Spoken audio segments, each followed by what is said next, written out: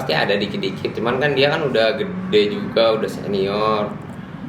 Dia di sana juga latihannya tuh bukan kayak di pelatnas yang harus drilling harus apa, kita banyak game, banyak ya ngobrol-ngobrol aja gitu kan. Paling sharing, saya kan dulu pernah ranking 1, paling nggak ya cerita aja sih, maksudnya nggak ngeguruin juga. Dia kan juga udah beda-beda dikit lah, pas saya di pelatnas dia juga masih bareng saya gitu.